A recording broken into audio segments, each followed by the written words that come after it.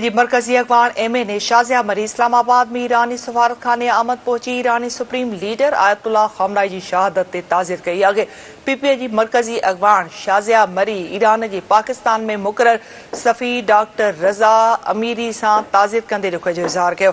उन मौके ते शाजिया मरी जो चवण हो त आयतुल्लाह खामनाई जी शहादत जो सान्यो मुसलमाननि ऐं ख़िते जे अमन लाइ अफ़सोस जोॻो आहे।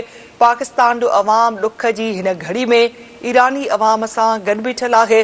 पीपीए जी मरकजी अखबार एमए ने शाजिया मरी इस्लामाबाद में ईरानी सफारत खाने आमद पहुंची ईरानी सुप्रीम लीडर आयतुल्लाह खामनाई जी शहादत ते ताज़ियत कई आहे। पीपीए जी मरकजी अखबार शाजिया मरी ईरान जी पाकिस्तान में मुकर्रर सफ़ी डॉक्टर रज़ा अमीरी सां ताज़ियत कंदे दुख जो इज़हार किया आहे। उन मौके ते शाजिया मरी जो चवण हो त आयतुल्लाह खामनाई जी शहादत जो सान्यो मुसलमाननि ऐं ख़िते जे अमन लाइ अफ़सोस जोॻो आहे। पाकिस्तान जो अवाम दुख जी हिन घड़ी में ईरान जी अवाम सां गॾु बीठल आहे।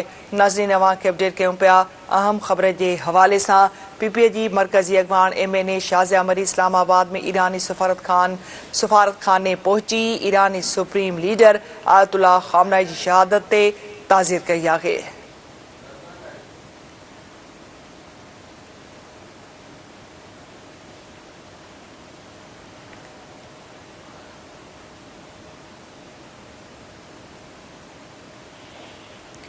पीपीए जी मरकजी अखबार एमए ने शाजिया मरी इस्लामाबाद में ईरानी सफारत खाने पहुंची ईरानी सुप्रीम लीडर आयतुल्लाह खामनाई जी शहादत ते ताज़ियत कई आहे। पीपीए जी मरकजी अखबार शाजिया मरी ईरान जे पाकिस्तान में मुकर्रर सफ़ीर डॉक्टर रज़ा अमीरी सां ताज़ियत कंदे दुख जो इज़हार किया आहे। उन मौके ते शाजिया मरी जो चवण हो त आयतुल्लाह खामनाई जी शहादत जो सान्यो मुसलमाननि ऐं ख़िते जे अमन लाइ अफ़सोस जोॻो आहे।